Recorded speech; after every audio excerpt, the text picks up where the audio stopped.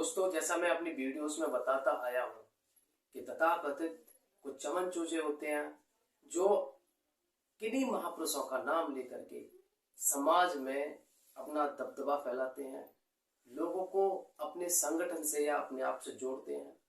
उन महापुरुषों की आड़ में वो लोग चंदा भी खाते हैं, लेकिन सच्चाई ये है कि वो उन महापुरुषों को फॉलो नहीं करते।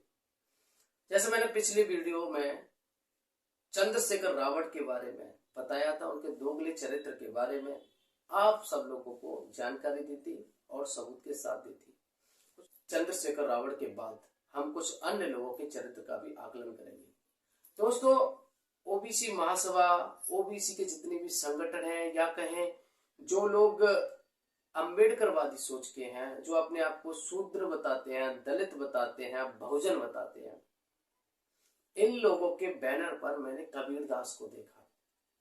कुछ लोग कबीरदास के अनुयायी होने की बात करते हैं और कहते हैं कि हम उनको फॉलो करते हैं, हमारा कोई धर्म नहीं है, हम उनके आदर्शों पर चलते हैं। तो आज हम बात करने वाले हैं कबीरदास क्या सोचते थे, सबूत के साथ बात करेंगे। और मैं छोटा सा सबूत दूंगा, बहुत बड़ा सबूत नहीं दूंगा, क्योंकि अगर मैं बहुत बड़ा सबूत दे दिया तो ये मुंह दिखाने के लायक नहीं रहेंगे।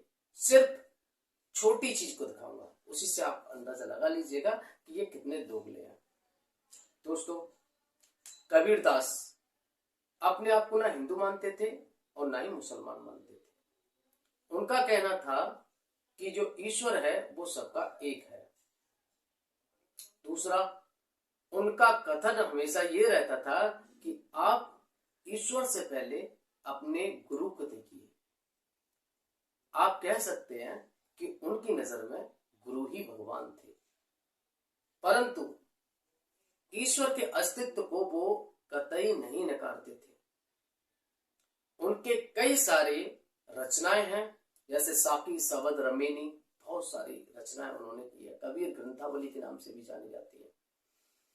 तो सवैनी में कुछ ऐसे दोहे हैं जिन्हें देख करके आप भी कहेंगे हाँ, कबीरदास जी ईश्वर के अस्तित्व को नकारते नहीं थे।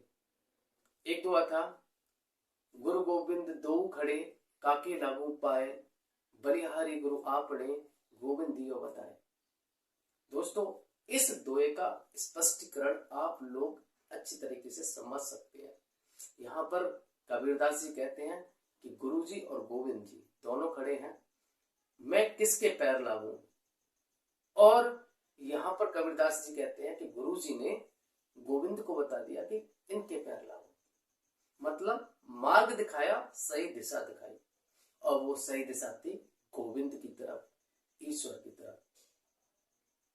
यहां पर उन्होंने ईश्वर के अस्तित्व को नकारा नहीं है, उन्होंने ईश्वर के दावे को पुख्ता किया है।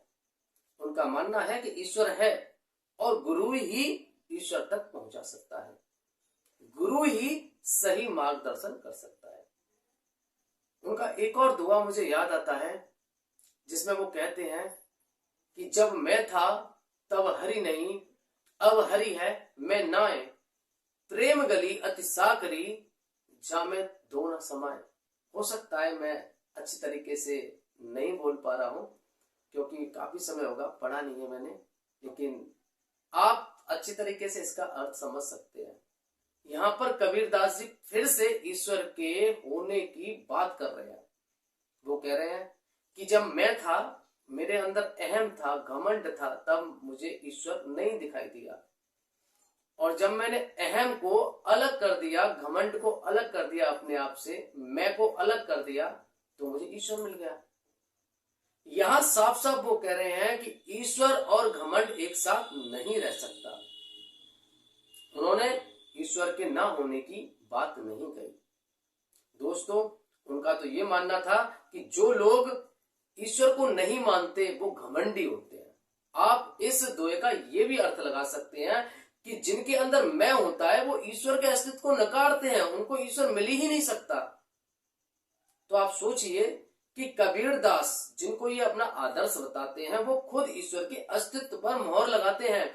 हरि कहते हैं, गोविंद कहते हैं। हरि या गोविंद किसी भी बौद्धिज्म में नहीं मिलता। ये सनातन धर्म के दो शब्द हैं।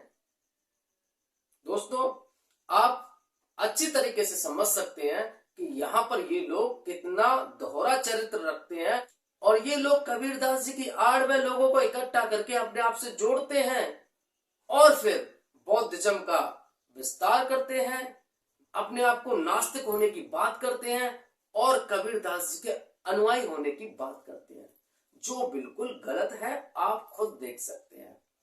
अगर ये कबीरदास को फॉलो करते हैं तो उनके जो भी दोए हैं उनको अच्छी तरीके से समझते और ये स्वीकार करते कि कबीरदास जी ने हरि के होने की बात कही, गोविंद के होने की बात कही, ईश्वर की बात कही। उन्होंने कहीं भी ईश्वर को नहीं नकारा, वो तो ईश्वर को मानते थे। उनका साफ तौर पर यही कहना था कि गुरु ही हमें ईश्वर तक पहुंचा सकता है, गुरु ही हमें सही दिशा दिखा सकता है। दोस्तों, बस इतना ही। मुझे लगता है कि आप लोग अच्छी तरीके से इस वीडियो में इनके दोहरे चरित्र को समझ गए होंगे। चिंता मत करिए, एक एक करके सबको एक्सपोज करेंगे।